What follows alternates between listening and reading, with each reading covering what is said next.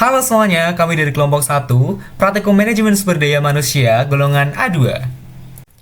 Pada video ini, kami berkesempatan untuk mewawancarai salah satu karyawan yang bekerja pada keuangan Pakualaman. Nah, kenalin nih, beliau bernama Mas Yosep atau biasa dipanggil dengan Mas Jo. Beliau ini bekerja pada bidang keuangan di Pakualaman ya, teman-teman. Selamat siang. Ini dengan Mas siapa kalau boleh tahu? Nama saya Yosefin. Mas Yosep. Ya. Panggilannya Mas Yosep. Panggilannya Mas Yosef. Sekarang kerja di Saya abdi dalam di Pakualaman. di sini sebagai apa nih? Di sini saya sebagai keuangan. Kebetulan di sini saya sebagai keuangan. Oh, Ya. Nah, di keuangan itu dari tahun berapa Mas? Saya mulai pindah di keuangan itu sekitar tahun 2019. 2019. Ya, saya masuk kerja di sini kan 2015. Lah dari 2015 sampai 2019 itu saya bekerjanya di kesekretariatan. Dari sekretariat ke keuangan. Ke keuangan. Ya. Jadi ada perpindahan, dulu sempat ada perpindahan. Kalau dari dulu dari awal masuk kesannya dari Mas Yosef ini sendiri gimana ini?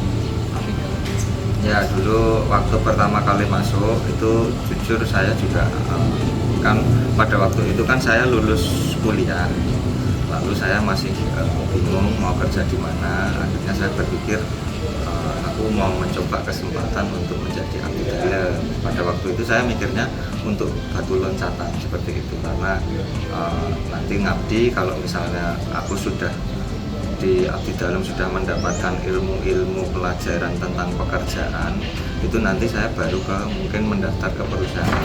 Tapi ternyata saya di sini tuh malah lebih nyaman. Oh, udah nyaman Ya, ya Mas ya? ternyata sudah nyaman. Ternyata dalam sebuah perusahaan itu kenyamanan itu memang yang pertama. Jadi malah kayak uang gaji gitu malah nomor sekian. Kalau menurut saya itu pribadi kenyamanan lebih penting dalam sebuah perusahaan. Kenyamanan dulu baru yang lain ya Mas? Iya betul. Kalau dari Mas Yosef sendiri berpindah dari sekretariat ke bendara tadi kesannya apa Mas? Apa ada yang beda atau yang lebih sulit atau bagaimana? Ya kalau lebih sulit itu pasti, karena kita setiap tahun, setiap waktu itu kan sebisa mungkin kan kita berkembang dalam perusahaan manapun. Nah, itu kalau misalnya kita bukan di konteks di abdi dalam pun ya, kita misalnya di perusahaan bank atau yang lain-lain, itu pasti kan ada yang namanya naik pangkat seperti itu kan pasti juga akan lebih sulit. Lah, hal itu kan pasti juga akan dialami karena kita kan dari misalnya saya dari 2015 sampai 2019 itu kan juga menjalani proses yang namanya pengalaman kan saya nambah pengalaman di situ. Maka dari itu mungkin atasan melihat kegiatan saya waktu itu oke, terus akhirnya saya dipercayai untuk di bagian keuangan.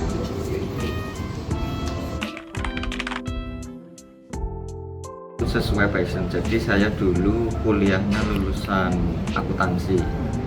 Nah, cuman kan untuk di dalam dunia pekerjaan itu sebenarnya kita nggak usah memikirkan bahwa aku akuntansi, aku harus kerja di keuangan. Kenyataannya aku dulu masuk di Pakualaman itu ya seadanya, kerjaan apapun itu saya lakukan. Nah, akhirnya kan saya dapat di sekretariat. Nah, dari sekretariat itulah kita bekerja.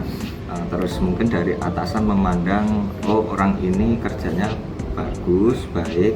Terus mungkin kan atasan baru menanyai oh dulu itu memang di bidang apa di akuntansi. Akhirnya dari atasan mungkin yang merekomendasikan sendiri. Jadi untuk bilang itu passion saya di keuangan sebenarnya enggak juga, cuman kebetulan saja pas aku lulusan akuntansi dan sekarang saya kerja di keuangan. Itu sesuai passionnya ini. Ya, bisa dikatakan seperti itu. Masih mau nyari pekerjaan lain di luar Pakualaman ini atau memang kayak udah tetap stay di sini? Oh ya, nah, kalau saya pribadi itu saya tetap stay di sini ya, karena kan dari awal itu tadi konsepnya adalah kenyamanan. Nah di sini kan saya sudah mendapatkan itu gitu. Jadi untuk masalah uang dan segala macam itu akan mengalir, karena untuk rezeki itu masih bisa dicari, tapi kenyamanan dalam bekerja, dalam berkelompok itu lebih penting daripada materi kalau menurut saya seperti itu.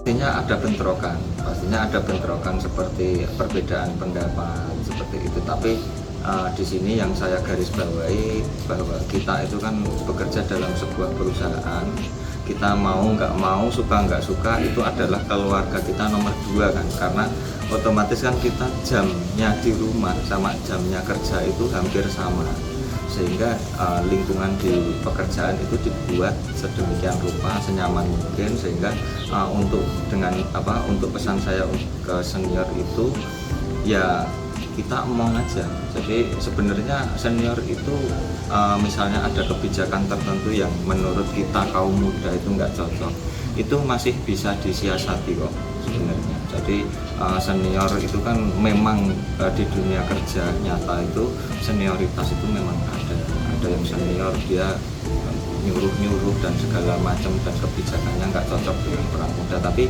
di sini yang harus kita garis bawahi adalah orang muda itu tetap kalah, tetap senior lah yang punya pengalaman banyak, sehingga orang muda sebisa mungkin mengambil hikmahnya itu semua untuk belajar ke senior. Nah, dari senior itu tadi, dari pelajaran senior itu bisa kita modifikasi dengan kemauan dari anak-anak muda itu seperti apa. Gitu.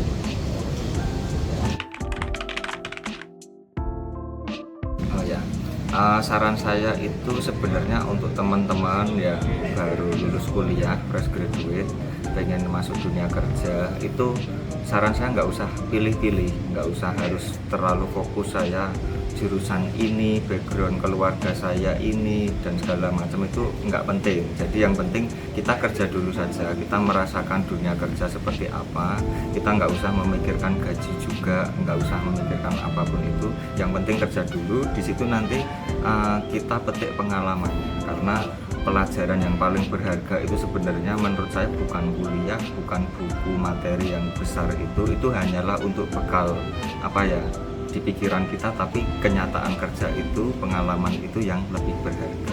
Seperti itu. Oke teman-teman, itu tadi adalah hasil wawancara kami dengan Mas Yo ya. Nah, untuk kesimpulannya, suasana kerja yang nyaman itu sangatlah penting untuk memproduktivitas dan kesejahteraan kita di tempat kerja. Meskipun memiliki passion dalam pekerjaan itu bagus, namun terkadang kita tidak harus terpaku kepadanya. Yang terpenting adalah bagaimana kita menemukan keseimbangan antara pekerjaan yang memenuhi kebutuhan finansial dan memberikan kepuasan pribadi. Jadi, lebih baik mencari lingkungan kerja yang mendukung ya, meskipun pekerjaan tersebut tidak sepenuhnya mencerminkan passion kita.